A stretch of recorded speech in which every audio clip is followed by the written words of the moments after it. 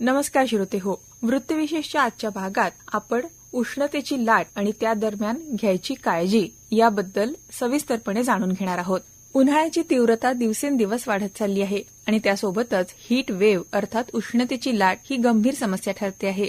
ही एक मूक आपत्ती अर्थात सायलेंट डिझास्टर म्हणून ओळखली जाते, कारण तिचा परिणाम अचानक जाणवत नाही, पण हळूहळू तो शरीरावर गंभीर परिणाम करतो. तापमानात सातत्यानं वाढ होऊन एखाद्या प्रदेशात सलग 3 दिवस नेहमीच्या कमाल तापमानापेक्षा 3 अंश सेल्सिअसनं जास्त तापमान नोंदवलं गेलं तर त्याला उष्णतेची लाट असं म्हणतात. आजच्या बदलत्या हवामानाच्या पार्श्वभूमीवर ही समस्या अधिक तीव्र होताना दिसते आहे. नागपूर सारख्या विदर्भातल्या भागात उन्हाळा अधिकच कडक असतो, त्यामुळे नागरिकांनी अधिक जागरूक राहणं आवश्यक आहे. उष्णतेच्या लाटेमुळे शरीरातील पाण्याचं प्रमाण कमी होतं, रक्तदाबात बदल होतात आणि शेवटी उष्माघात अर्थात हीट स्ट्रोक होण्याचा धोका निर्माण होतो. योग्य वेळी काळजी घेतली नाही तर याचे परिणाम जीवघेणे ठरू शकतात. उष्णतेच्या लाटेमुळे शरीरातील तापमान नियंत्रण प्रणालीवर ताण येतो. शरीरातील घामाद्वारे तापमान कमी करण्याची प्रक्रिया अयशस्वी ठरल्यास शरीराचं तापमान झपाट्यानं वाढतं. यामुळे डोकेदुखी, चक्कर येणं, मळमळ, अशक्तपणा, त्वचेवर लालसरपणा, हृदयाचे ठोके वाढणं अशा लक्षणांची सुरुवात होते.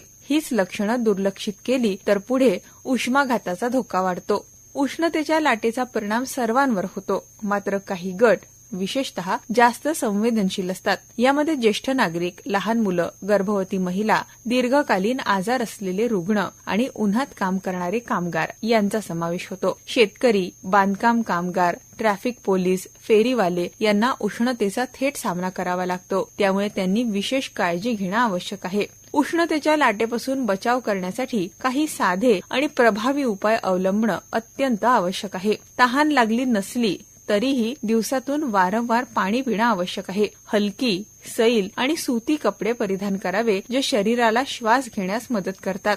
बाहेर जाताना टोपी, गॉगल्स, छत्री यांचा नक्की वापर करावा. प्रवास करताना पाण्याची बाटली सोबत ठेवणं अत्यावश्यक आहे. उन्हात काम करणाऱ्यांनी डोक्यावर ओलं कापड ठेवावं किंवा चेहरा आणि मान झाकावी. ORS, ताक, लिंबू पाणी, लस्सी यासारख्या पेयांचा नियमित वापर करावा, जे शरीरातील पाण्याची पातळी संतुलित ठेवतात. शक्यतो दुपारच्या कडक उन्हात बाहेर जाणं टाळावं. घर थंड ठेवण्यासाठी पडदे, सनशेड, कूलर, पंखे यांचा योग्य तो वापर करावा. दिवसातील जास्तीत जास्त कामं सकाळी किंवा संध्याकाळी पूर्ण करावी. वेळोवेळी थंड पाण्यानं आंघोळ करणं शरीराला आराम देतं. ग्रामीण भागात पशुधन ही उपजीविकेची महत्वाची साधन आहे, त्यामुळे जनावरांची काळजी घेणं देखील तितकंच गरजेचं आहे. गुरांना सावलीत ठेवावं. त्यांना स्वच्छ आणि थंड पाणी पुरेशा प्रमाणात उपलब्ध करून द्यावं. उष्णतेपासून बचावासाठी शेड किंवा छावणीची व्यवस्था करावी. दुपारी 12 ते 3 या वेळेत बाहेर जाणं टाळावं.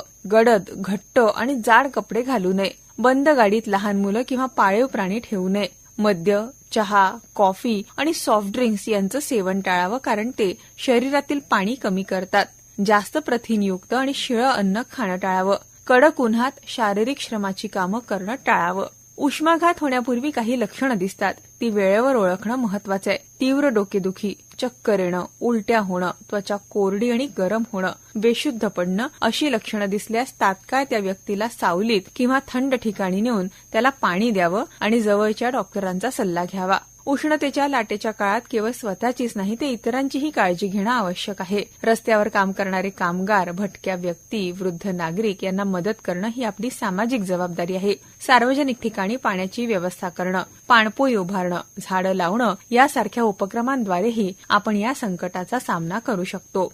आपली काळजी घ्या, सुरक्षित रहा आणि इतरांनाही सुरक्षित ठेवा. वृत्तविशेषच्या या भागात आपण जी माहिती ऐकली त्याचं संकलन केलं होतं जिल्हा माहिती कार्यालय गोंदियाचे उपसंपादक कैलाश गजभिये यांनी.